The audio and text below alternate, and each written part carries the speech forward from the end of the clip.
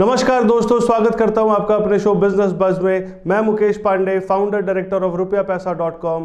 आज एक शो लेकर के आया हूं जिसमें हमारी भारत माँ के लिए जो एक सोल्जर की तरह खड़े रहे वो है फार्मा इंडस्ट्री के लोग। और आज इस फार्मा इंडस्ट्री से मैंने 3 दिग्गज को इनवाइट किया है। तो आइए दर्शकों, मैं आपको अब रूबरू कराता हूं हमारे पैनलिस्ट से। सबसे पहले मैं इन्वाइट करूंगा मिस्टर अर्जुन अरोड़ा को, CMD ऑफ चाणक्य फार्मा।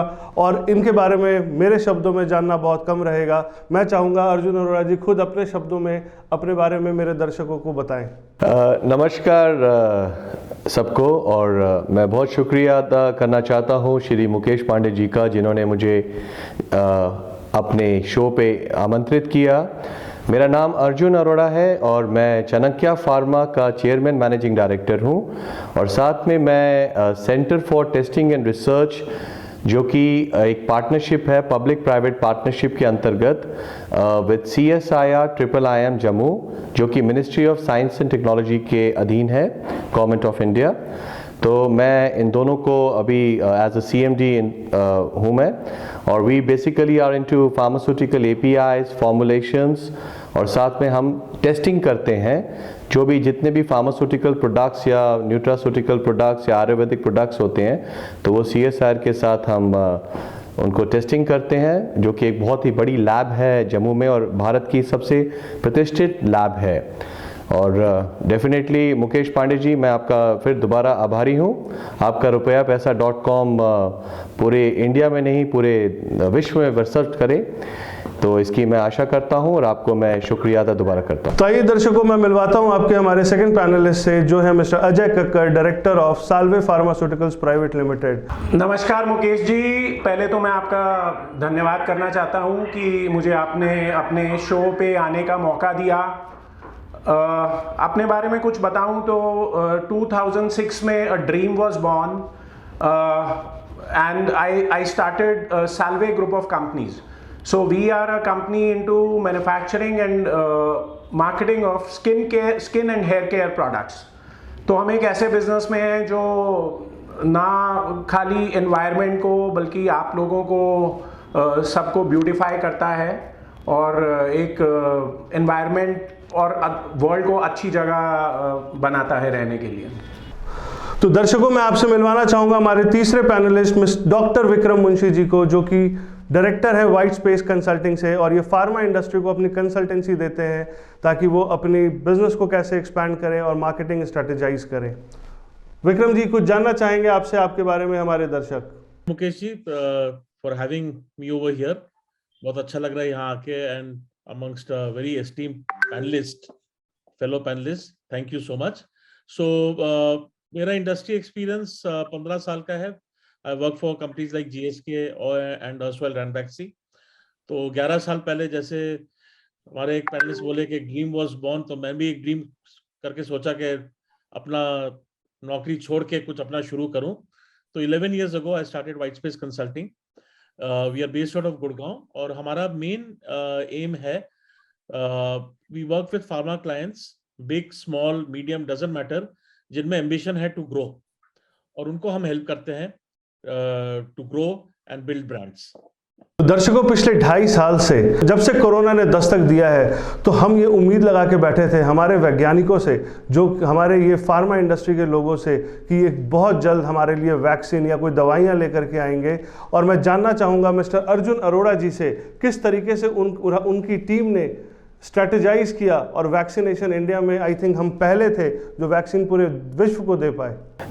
नमस्कार पांडे जी, पहले तो मैं आपको ये बताना चाहता हूँ कि वैक्सीन इंडिया के अंदर बनाने वाली लिमिटेड कंपनीज हैं, जिसके अंदर सबसे बड़ी कंपनी, जो कि विश्व की सबसे बड़ी कंपनी है, वो सीरम इंस्टीट्यूट, जिनके व्यवस्थापक है श्री पूनावाला जी। उसके बाद भारत बायोटेक है, पनेशिया बायोटेक है, कुछ ऐसी कंपनीज हैं जिन्होंने वैक्सीन्स के लार्जेस्ट मैन्युफैक्चरर्स हैं इंडिया और वर्ल्ड वाइड। हमारे भारतवर्ष में R&D के ऊपर बहुत स्ट्रेस दिया जाता है और हम लोगों ने इसके ऊपर खूब R&D की। बिकॉज मैं आपको इसका एक थोड़ा सा उदाहरण देना चाहता हूँ। ये जो कोविड-19 का वायरस था, जहाँ से भी ओरिजिनेटेड हुआ, ये मैन मेड वायरस था, और जो भी मैन मेड वायरस होते हैं उसका एंटीडोट या वैक्सीन बनना आसान है। तो हमारे जितने भी साइंटिस्ट हैं वर्ल्ड वाइड, चाहे वो फाइज़र था चाहे इंडिया के साइंटिस्ट हैं, तो उनके लिए ये एक बड़ा आसान हो गया था। ये जो हमारे लिए अच्छी बात है कि इसकी एक वैक्सीन बन पाई। अगर ये नेचुरल वायरस होता तो नेचुरल वायरस की वैक्सीन में समय लगता है, बट ये एक वायरस ऐसा था जो कि मैन मेड था, खुद से बनाया हुआ, हम ये बोलेंगे इन लेमैन लैंग्वेज। तो और ये बनाया गया था एज अ बायोलॉजिकल वेपन, जो कि हम समझते हैं ऐसा इंडस्ट्री के लोग कि ये बायोलॉजिकल वेपन के लिए बनाया गया था वायरस, जो कि आर्मी को या किसी को ध्वस्त करने के लिए था। बट अनफॉर्चुनेटली ये लीक हो गया और पूरे विश्व में ये पैंडेमिक का इसने रूप ले लिया। और हमारे, जैसे मैंने पहले बोला कि हमारे इंडिया के जो साइंटिस्ट हैं वर्ल्ड में सबसे अच्छे हैं, मैं ये बोलूँगा। मैं भारतीय हूँ और अपने भारतीय साइंटिस्टों का हमेशा प्रोत्साहन करूंगा, सराहना करूंगा। और हमारे भारत के साइंटिस्टों ने इसके लिए जो वैक्सीन बनाई है वो वैक्सीन सबसे कामयाब वैक्सीन है। मैंने खुद कोवैक्सीन लगवाई है और एक और जो वैक्सीन पूनावाला जी की है। तो ये वैक्सीन जब हमारे प्रधानमंत्री जी लगवा सकते हैं, सारे लगवा सकते हैं, तो हम तो एक छोटे से, वो कहते हैं कि एक देश के सेवक हैं, तो हम लोगों ने लगाई। और हम लोगों का मतलब है कि फार्मास्यूटिकल इंडस्ट्री ने, हमारे फेलो मैन्युफैक्चरर्स ने ये देश के लिए जो वैक्सीन दी, ये अब पूरे विश्व में हर कोई यूज़ कर रहा है। और आने वाले टाइम पे मुझे ऐसा लगता है कि ये वैक्सीन ही हम लोगों को आगे इस पैंडेमिक से बचाएगी। और आशा करते हैं कि जिस हिसाब से हर्ड इम्यूनिटी हो रही है, तो ये पैंडेमिक भी अब एंडेमिक की तरफ जा रहा है और आने वाले टाइम पे हम इसको एंडेमिक की तरफ ही लेकर जा रहे हैं। अब मैं जानना चाहूँगा अजय कक्कड़ जी से, क्योंकि फार्मा इंडस्ट्री के अंदर में जब वैक्सीनेशन को लेकर के बातें हो रही थी, आपके दोस्त, आपके मित्र आपको फ़ोन करके पूछ रहे होंगे वैक्सीनेशन कब आएगा, लेकिन क्योंकि आपका बड़ा नीश प्रोडक्ट है डर्मेटोलॉजी, और आप अपने बिजनेस में किस तरीके से स्टैंड कर पाए, आपको कैसा फील हो रहा था जिस समय सेल आपकी डिप हो रही थी, आपने क्या स्ट्रैटेजी अपनाया अपने बिजनेस को बाउंस बैक करने के लिए, ये आपसे जानना चाहेंगे। मुकेश जी, हाँ, एक्चुअली थोड़ा सा बैक सीट ले जाती है जब हम डर्मेटोलॉजी के बारे में बात करते हैं, बिकॉज जब हम ये क्राइसिस को फेस कर रहे थे तब मे बी जो स्किन केयर और हेयर केयर के प्रोडक्ट्स हैं उसका जो डिमांड है, लोगों का ध्यान उस पर उतना नहीं था। बट मुझे लगता है कि कोविड से एक इंडिया में डिजिटल रेवोल्यूशन आया है, और बेसिकली जो हम लोग सोचते थे कि प्रॉबेबली 5 इयर्स बाद होना था, वो इन अ वे जो है मतलब अब होना शुरू हो गया। तो अगर मैं बिजनेस के लिहाज से बताऊं तो हमने भी, क्योंकि हमारा यूनिट एक्सटर्नल एप्लीकेशन को लेके है, तो मैं असल में जनवरी में हांगकांग ट्रैवल कर रहा था जब मुझे ये पूरा आइडिया लग गया कि ये जो है पैंडेमिक होने वाला है और वर्ल्ड वाइड कोविड फैलेगा। तब तक इंडिया में नहीं था, बिकॉज हमारा पहला लॉकडाउन जो है वो मार्च 19 को अनाउंस किया गया था। तो व्हाट आई थॉट वाज कि भाई as a responsible person and you know a person who is associated with the pharmaceutical industry, मैंने इमीडिएटली सैनिटाइजर्स का लाइसेंस लिया और हमने अपनी पूरी फोर्स को लगा के जो है सैनिटाइजर्स मैन्युफैक्चर किए and you know we made buffer stock, ताकि जब इंडिया में रिक्वायर्ड हो तो हमारे पास एडिक्वेट स्टॉक्स हो। With God's grace you know we kind of rethought and we reinvented, और हमने डिजिटल रेवोल्यूशन का सहारा लिया। हमने अपने मैसेजेस, अपनी प्रमोशंस, अपने एम्प्लॉयज़ को वर्क फ्रॉम होम करने की अपॉर्चुनिटी दी और उनको बोला कि अगर कांटेक्ट आप फिजिकल नहीं अपने डॉक्टर से कर सकते तो आप मतलब व्हाट्सएप से और डिफरेंट मीडिया से अपने प्रोडक्ट्स के बारे में बताइए। Undoubtedly we reach the chemist and the doctors, and we are very happy that you know we were able to tide over this period. बिल्कुल सही कहा कक्कर साहब आपने, एक डिजिटल रिवॉल्यूशन लेकर के आया ये कोविड हमारे हिंदुस्तान में, और जो लोग पॉजिटिव सेट ऑफ माइंड में थे उन्होंने अपने बिजनेस को किस तरीके से डिजिटली ग्रो करना है वो सीखने का उनको मौका मिला। अब मैं आपको अपने तीसरे पैनलिस्ट के पास लेके जाना चाहूँगा, डॉक्टर विक्रम मुंशी जी के पास। डॉक्टर विक्रम मुंशी पिछला 2.5 साल जब फैक्ट्री नई बन नहीं रही थी, पुरानी फैक्ट्री के अंदर में लोग वैक्सीनेशन या कोविड रिलेटेड प्रोडक्ट ही मैन्युफैक्चर करने में लगे थे। आपने किस हिसाब से, किस तरीके से अपने इंडस्ट्री में लोगों को मोटिवेट किया कि वो अपनी नई इंडस्ट्री या अपनी एग्जिस्टिंग इंडस्ट्री में कुछ ट्रांसफॉर्मेशन लेकर के आए? मुकेश जी, मतलब हम लोग we are a consulting company और छोटी सी कंसल्टिंग कंपनी है बेस्ड आउट ऑफ गुड़गांव। तो सबसे पहले वेरी फ्रैंकली क्लाइंट को मोटिवेट करने पहले हमें पहले मोटिवेट करना था, हम करें क्या, हम तो सर्विसेज बेच रहे हैं, how do we sell services. और आप समझ पा रहे हैं कि जो इंडस्ट्री हमारी है basically I am very happy to see fellow entrepreneurs based out of north, but mainly the industry is out of west. और हम लोग इधर बैठे हैं गुड़गांव में, हमारा क्लाइंट बेस बैठा है, प्रोस्पेक्ट बेस बैठा है बॉम्बे में। तो हम लोग एक चीज देख रहे थे कि ऑब्वियसली ये जब पूरी इंडस्ट्री देखी कि हम लोग वर्क फ्रॉम होम चले जा रहे थे, जो पहले क्या होता था, पहले हमारा बिजनेस मॉडल होता था कि बॉम्बे जाओ, लोगों से मिलो, बात करो, बिजनेस आता था, right. And that is how things used to happen कि आपके फेस टू फेस कॉन्वर्सेशंस होते थे, बट अब कहीं जा नहीं पा रहे हैं। ऊपर से जो वर्क फ्रॉम होम क्या है, जैसे हमारे इंडस्ट्री में एक्सपीरियंस है, रिलेशंस है, आप किसी से मिलने जा रहे हो, ठीक है, अगर अपॉइंटमेंट आसपास है, फिर भी अगर आप पहुंचते हैं तो आदमी मिल लेता है। बट अभी डिस्पाइट टेक्नोलॉजी हम देख रहे थे कि लोग उतना एक्सेसिबल नहीं थे, बिकॉज वर्क फ्रॉम होम था, सब लोग बिजी, सब लोग को बिजी दिखा रहा है, सुबह 8 बजे से 10 बजे तक काम कर रहे हैं, हम लोग कैसे उनको अप्रोच करें। तो आई think that was a very very tough time even for us कि हम लोग ने सोचा करें कैसे। हमारा एजम्पशन ये था कि अगर हम बॉम्बे नहीं जाते हैं तो बिजनेस नहीं आएगा। तो जैसे कक्कर जी बोल रहे थे, हमारा भी सर्विसेज में हमने दो स्टेप्स किया। एक था कि we also went to digital. हमारा ईमेलिंग, हमारा जो कस्टमर लिस्ट था उसमें हम ईमेलिंग करते थे, बट ईमेलिंग आपको सबको पता है कि कोई भी ईमेलिंग, कोई भी चीज होता है कंटेंट के ऊपर, तो आपको कंटेंट क्रिएट करना पड़ता है, अदरवाइज ईमेल पूरा जंक में चला जाता है। कितने ईमेल्स व्हाट्सएप आप लोगों को मिलते होंगे, आप खोलते भी नहीं है। तो हमने पूरा उसको डिजिटल में शिफ्ट किया।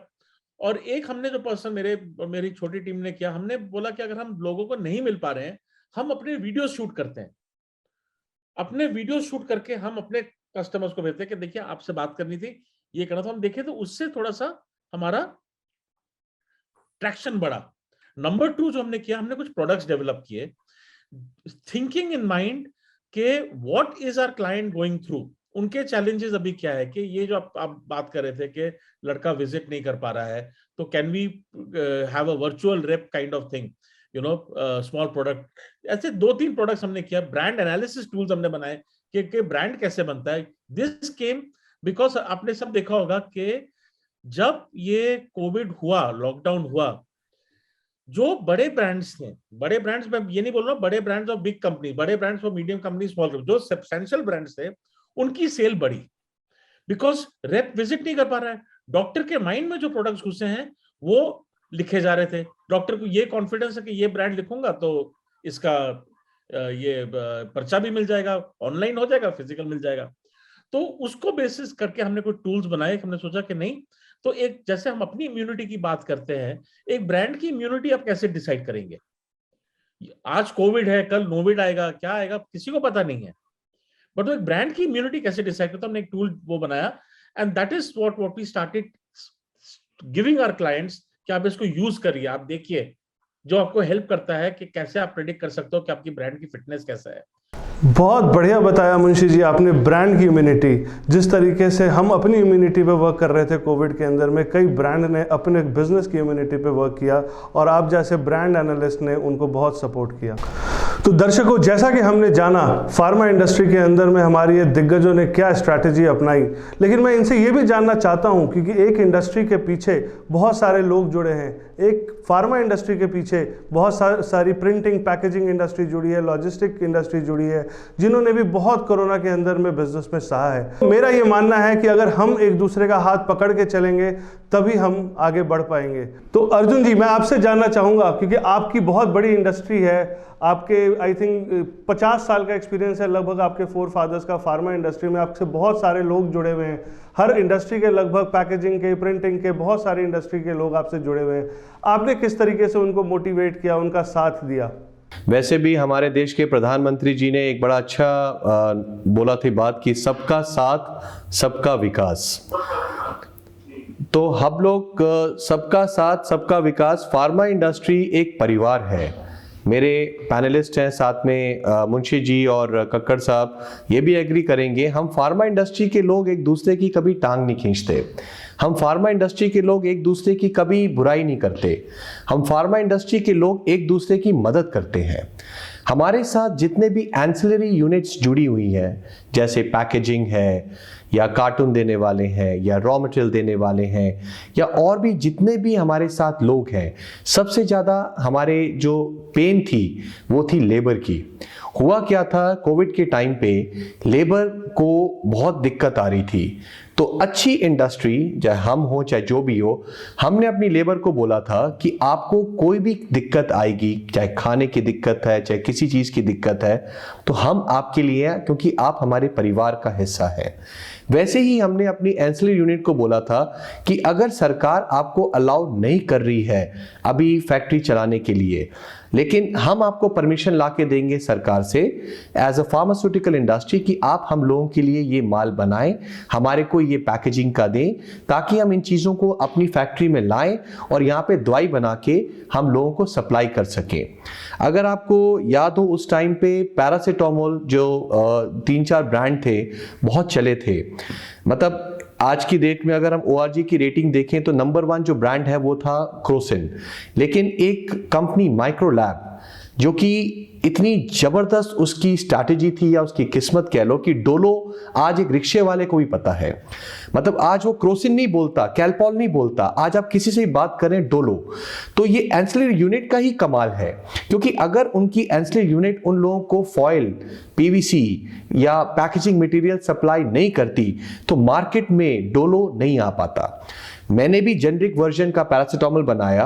हम लोगों ने फ्री के अंदर सैनिटाइजर्स बनाए, हमने फ्री में सैनिटाइजर्स के पाउच बना के बांटे, हमने फ्री में मेडिसिन बांटी। ये नहीं कि इसमें हमारा कोई नाम हो, ये इसलिए था कि हमारे जितने भी कोविड में उस वक्त लोग परेशान थे, हम किसी तरह उनकी मदद कर सके। हम सारी जिंदगी पैसा कमाते हैं, आगे भी पैसा कमाएंगे। अगर कुछ मैनकाइंड के लिए भी हो जाए, अगर कुछ ह्यूमैनिटेरियन ग्राउंड्स के लिए भी हो जाए तो बहुत अच्छी बात है। और हमने एंसिलरी यूनिट वालों को ये भी बोला था कि अगर आप लोगों को कोई पैसों की भी जरूरत है तो अगर हमारे पास पैसे हैं, हम अपनी तरफ से आपको एडवांस हेल्प करने को तैयार हैं। या पांडे जी जैसे हमारे जो मित्र हैं, जो कि rupeapesa.com के ओनर हैं, तो किसी को भी कोई पैसा चाहिए तो दिलवाने के लिए, इनकी हेल्प करने के लिए पांडे जी आप हैं ही हैं। लेकिन एज अ इंडस्ट्री, क्योंकि हमारा ये परिवार है, तो हमने अपने परिवार के एक सदस्य होने की वजह की, मतलब सदस्य की तरह से उन सबको यही बोला कि we will give you whatever you want. You want our moral support, you want monetary support, you want any kind of support, because we don't want that you should be affected. In case your factory goes down, the ancillary unit goes down, how will I run my factory? So ये सब चीजों को मद्देनजर रखते हुए हम एक दूसरे की मदद करने के लिए पूरी इंडस्ट्री परिवार की तरह आगे आई थी। कक्कड़ साहब, मैं आपसे जानना चाहूँगा, आपकी भी बहुत अच्छा परिवार है, आपके बहुत सारे एम्प्लॉयज़ आपके साथ बहुत पुराने जुड़े हुए हैं, और आई थिंक आपने डिजिटलाइज करके उनको भी मोल्ड किया बिजनेस को ग्रो करने के लिए। आपकी कैसी स्ट्रैटेजी रही अपने प्रोडक्ट लाइन को बढ़ाने के लिए, ताकि आप डिजिटली ग्रो कर पाएँ? मुकेश जी, एक्चुअली इस पेंडेमिक के काफ़ी स्टेजेस रहे। जब इस पेंडेमिक की शुरुआत हुई तो हमारे जिस तरीके से मतलब स्टाफ के अंदर मेडिकल रिप्रेजेंटेटिव्स हैं, फील्ड करने वाले बंदे हैं, जब शुरू में उनको पता लगना शुरू हुआ कि भाई बड़ी सारी कंपनीज ने बोल दिया कि वर्क फ्रॉम होम करो, तो ये उनको एक बहुत ही मतलब अच्छी चीज़ लगी कि यार ये तो बहुत बढ़िया बात है कि हमें काम पे जाना नहीं पड़ेगा और हमें फिर भी वेजेस और सैलरीज मिलेंगी। तो एक ये तरीके से जो है ग्रुप्स में चलना शुरू हो गया कि भाई इस वाली कंपनी ने तो बोल दिया कि आप वर्क फ्रॉम होम करो। तो इस तरीके से ये इसकी बहुत ही शुरुआत थी, क्योंकि तब लोग शायद ये सोच रहे थे कि ये 15 दिन का लॉकडाउन है या 20 दिन का लॉकडाउन है। किसी ने सोचा ही नहीं था कि आज हम 2 साल भी इससे जूझ रहे हैं और अभी तक हम ये नहीं कह सकते कि हम पूरी तरीके से सेफ हैं। तो ये शुरुआत हुई और हमने भी इवॉल्व किया और हमने लोगों को बोला ठीक है, हमने इस तरीके के मॉड्यूल्स बनाए कि भी आप घर पे बैठिए और हम आपके लिए वर्क फ्रॉम होम के मॉड्यूल मॉड्यूल्स बनाते हैं। लेकिन जब ये शुरुआत हुई तो उन्हें भी 10 दिन 15 दिन में ये एहसास होने लगा कि ये ज़्यादा देर चलेगा नहीं, क्योंकि जिसको आदत थी काम करने की तो उसको ये था कि भाई मुझे फील्ड में जाना ज़रूरी है और मैं कब तक घर में बैठूंगा। और एट द सेम टाइम जैसे मैंने आपको बोला कि आप कोई भी एंटरप्रेन्योर हैं, बिजनेसमैन हैं, आपकी सोसाइटी की तरफ भी कोई ना कोई कमिटमेंट है। तो कंपनी का इस तरीके का एंडेमिक पैंडेमिक जैसे भी होता है, ये मुझे लगता है कि यहाँ जितने और भी मेरे फेलो पैनलिस्ट भी बैठेंगे, कभी हम सोच भी नहीं सकते थे कि कोई ऐसा भी स्टेज आएगा कि ट्रेन्स नहीं चल रही, प्लेन नहीं चल रहा, लॉकडाउन मेरे ख्याल से वर्ड, मुझे लगता है कि हमने 2 साल में ही सीखा है कि लॉकडाउन होता क्या है, कि रोड पे कोई गाड़ी नहीं है, कुछ नहीं है और बिल्कुल ही सन्नाटा है और बिल्कुल ही चुपचाप है। तो कैश फ्लो भी किसी बिजनेस को मेंटेन करना बड़ा जरूरी है। तो इस टाइम पे, क्योंकि हमने अपने स्टाफ को भी ये एजुकेट किया कि जैसे मेरे फादर कहते थे, मैं इस प्रोफेशन में हूं, वो बोलते थे लिव टू सर्व द सिक। तो हमारी कुछ रिस्पॉन्सिबिलिटी सोसाइटी की तरफ भी है। तो मैं ये बहुत ही खुश नसीब समझता हूँ कि मेरे स्टाफ ने भी इसको बड़ा हेल्दीली लिया, और जो उनका ये था कि ये घर बैठ के तो बहुत ही मज़ा आएगा और कुछ काम करने की ज़रूरत नहीं है और सैलरीज मिलती रहेंगी, तो उनको ये एहसास हुआ और उनको भी लगा, उन्हीं का फ़ोन आने शुरू हुए कि सर हम कब आके वापस आए, क्योंकि काम पे कब वापस आए, क्योंकि हमने उनको ये एजुकेट किया कि हम एक ऐसे प्रोफेशन में हैं कि जहां हमने खाली अपना ही नहीं देखना, हमारी कोई कमिटमेंट सोसाइटी की तरफ भी है। तो मैं बहुत खुश नसीब और बड़े उससे बोलता हूँ, प्राइड से बोलता हूँ कि मेरे स्टाफ ने पूरा इस बात को समझा, इसलिए समझा क्योंकि हमने भी उनके वेलफेयर का ध्यान दिया और इस टाइम में भी हमने कुछ इस तरीके की बात नहीं करी जो उनको तकलीफ दे। अगर हमने उनको अपने प्रेमिसेस पे बुलाया भी तो हमने उनकी पूरी सेफ्टी का मास्क प्रोवाइड करे, उनको सैनिटाइजर्स प्रोवाइड करे, जो भी प्रोफाइलैक्टिक मेडिसिन हमें पता लगी वो हमने उनको दी, और किसी तरीके से हमें पता था कि गाड़ी को चलाना जरूरी है। So I think just because of that will we were able to survive. और इस टाइम में मुझे लगता है मेरे फादर हमेशा कहते थे कि money is also a commodity which is available for a price. तो लोगों को वर्किंग कैपिटल क्रंच जरूर आया होगा, but at the same time अगर आपके पास मीन्स हैं वर्किंग कैपिटल को लेने के और यूज करने के, सो वन आई थिंक कि one should not hesitate in doing that and one should go head and raise capital like this, because आप, जैसे मैंने आपको बोला कि आप एक सेटअप में हैं जहां पे आपके साथ 250 परिवार जुड़े हुए हैं, तो आप ये सोच भी नहीं सकते कि हर कोई घर बैठेगा तो आपका बिजनेस कोलैप्स ही करेगा। तो इस टाइम पे अपने आप को री इन्वेंट करना, सोचना, किसी भी मीन से अपने फेलो एंसिलरी यूनिट्स को सपोर्ट करना, जैसे अरोड़ा जी ने भी बोला कि भाई पैकेजिंग वाले हैं और हैं, उनको भी सपोर्ट करना, तो एक ये बहुत बड़ी मॉरल रिस्पॉन्सिबिलिटी बन जाती है। और I think we are lucky that we were able to, God gave us strength that we were able to tide over this period. Vikram ji, मैं आपसे जानना चाहूँगा, क्योंकि पिछला 2.5 साल सर्विस इंडस्ट्री के लिए बहुत ही उतार चढ़ाव वाला रहा है, मैं आपसे ये जानना चाहूँगा, क्योंकि आपके फ्रेटर्निटी के, आपके आसपास के बिजनेस ओनर्स आपसे ज़रूर पूछते रहे होंगे कुछ उम्मीद भरी नज़रों से, तो आप क्या चाहते हैं, rupiapesa.com या हमारी जैसी कंपनी किस तरीके से आपके उन दोस्तों की मदद कर सकता है? Very, very, very good. But before I answer this question, I think a very big respect and for entrepreneurs like Kakkar ji and Arora ji. business सब करते हैं, हम लोग सर्विस में हम लोग अपनी सोचते हैं, आप लोग you pay salaries, and in this crisis if you manage to do that, and not check out people, because आप जिस तरह वो करते हैं, I think that speaks volumes of your spirit, which is there. So from the bottom of my heart, I think I salute you both. I salute you both. Because आप लोग के सामने हम ना कुछ भी नहीं है in this way. मैं कॉस्ट नहीं, मैं मजाक नहीं कर रहा हूँ, मैं कॉस्ट नीचे करने के लिए मैं आपसे सोचता हूँ कि हम लोग, मैं बिजनेस फैमिली से हूँ नहीं, फर्स्ट जनरेशन एंटरप्रेन्योर हूँ, सेल्फ फंडेड हूँ, तो हम सिर्फ ये बेचते हैं। और हर समय सिखाया गया था जो टिपिकल मिडिल क्लास फैमिली में, जितनी चादर है उससे कम ही पैर फैलाओ। तो ऑफिस तक भी नहीं, मैं वर्क फ्रॉम होम करता था, ऑफिस भी कोइंसिडेंटली लिया था just before Covid happened, rent पे। बट जो I think the biggest learning which came, कि हमारे भी जो क्लाइंट्स थे उन्होंने they understood that if service people need business, they understood that.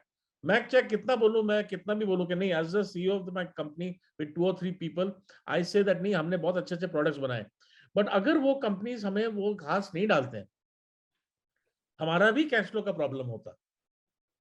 तो कहीं आई थिंक दैट जेनरोसिटी हम भी कोशिश किए कि like I said, we invested in digital marketing in a vendor and we said ठीक है, छोटा सा चीज मैं करूंगा कि आपका इनवॉइस जब भी रेज होगा मैं विद इन 48 आवर्स पेमेंट करूंगा, not even with in 30 days. तो हमारे जो छोटा प्रिंटिंग काम है, जो भी हमारे एंसिलरीज हैं, जैसे डिजिटल कंपनी हो गया, डिजाइन कंपनी हो गया, हमारा प्रिंटिंग जो छोटा हम कराते हैं, आप लोग के स्केल में नहीं, but as a principle I said कि आप तभी इनवॉइस रेज करोगे जब मैं आपको बोलूंगा, और विद इन 48 आवर्स आपका पैसा मिल जाएगा, because we understood the importance of working capital. Number 2, what I think, जो रुपया एक जो एंटरप्रेन्योर्स हम लोग का होता है, और मैं जनरेशन एंटरप्रेन्योर्स नहीं बोलता, जो हम लोग सर्विस लाइन से आते हैं ना, हम बिजनेस में इन्वेस्ट करना नहीं जानते हैं।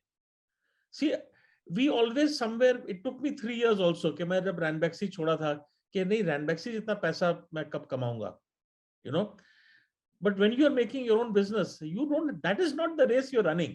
So I think companies like रुपया पैसा, में हर एक अपने फेलो कंपनी वालों को बोलता हूँ, सर्विस प्रोवाइडर्स को बोलता हूँ कि यार काम तो बढ़िया करो। फर्स्ट ऑफ ऑल काम में कभी ये थोड़ी सी हमारी इंडियन मेंटालिटी होती है, जैसे होता है ना वो पिज्जा में दाम भी बढ़ गए, टॉपिंग्स भी कम हो गए, ऐसे काम बढ़िया करो और उसमें कोई कॉम्प्रोमाइज नहीं। दूसरा चीज जो जहां इन्वेस्टमेंट करनी है, it is on marketing. Marketing सिर्फ व्यवहार से नहीं होता है, सिर्फ कॉन्टैक्ट से नहीं होता है, जो दिखता है वो बिकता है। और वहां एज एन एंटरप्रेन्योर, हम भी ऐसा मार्केटिंग कंसल्टेंट, हम अपना को बड़े मार्केटिंग कंसल्टेंट बोलते हैं, बट हम भी डिसाइड किया कि that is the place where to go. कल अगर रुपया वैसे में कोई आते हैं और हमारे एंटरप्रेन्योर्स बैठे हुए, सबसे पहले बोलेंगे अच्छा इससे हम नया प्रोडक्ट क्या बना सकते हैं, इससे हम क्या नया सोर्सिंग कर सकते हैं। बट वो इन्वेस्टमेंट एक्चुअली चाहिए, प्रोडक्ट आ गया, उसको आप ले कैसे जाओगे सामने। I think that is where, so good work and very good marketing is where the investment is needed. और मैं सबको यही एडवाइस देता हूं कि मार्केटिंग में इन्वेस्ट करो। मार्केटिंग ये नहीं जो हम लोग को लगता है ना कि अरे कोई भी है वो बेचू है, वो क्या सांडे का तेल भी बेच देगा, वैसा मार्केटिंग नहीं बोलो। मैं बोलूं जेन्युइनली ब्रांडिंग और मार्केटिंग, जिससे आपका ब्रांड वहां बन सके, जो चॉइस बन सके। लर्निंग है कि, और वो बोलते हैं ना बड़ा ब्रांड कहीं से भी आ सकता है, छोटी कंपनी हो, बड़ी कंपनी हो, मिड साइज, बड़ा ब्रांड कहीं से भी आ सकता है। उसके लिए थोड़ा सा इन्वेस्टमेंट वो करिए। आई थिंक वो है रुपया पैसा के लिए कि मार्केटिंग में अगर हम थोड़ा सा हेल्प करें लोगों को। मैं थैंक यू कहना चाहूंगा अपने पैनलिस्ट को, जो कि अपने कीमती समय को आज निकाला, और जो वो लोग जो आज इस शो को देख रहे हैं वो इंस्पायर होंगे आप लोगों से कि वो किस आज जो मायूस होकर के अपने घर में बैठे हैं, अपने बिजनेस में बैठे हैं, वो आपसे इंस्पिरेशन लेंगे कि अपने बिजनेस को कैसे बढ़ाना है, और उनके साथ जुड़े हुए जितने भी परिवार हैं, जितने भी लोग हैं, उनको कैसे मोटिवेट करना है अपने बिजनेस में वापस बाउंस बैक करने का। और बिजनेस बज़ का एक यही उद्देश्य है, उन लोगों को इंस्पायर करने का कि वो बाउंस बैक करें, घर पे ना बैठें। लोग खड़े हैं बाहर, बाहें पसारे आपको मदद करने के लिए। ढूंढिए अपने मेंटर को, जैसे मैंने ढूंढा है मेंटर अर्जुन अरोड़ा जी में, अजय कक्कड़ जी में और विक्रम मुंशी जी में। तो दोस्तों बने रहिए हमारे शो के साथ, बिजनेस बज़ के साथ।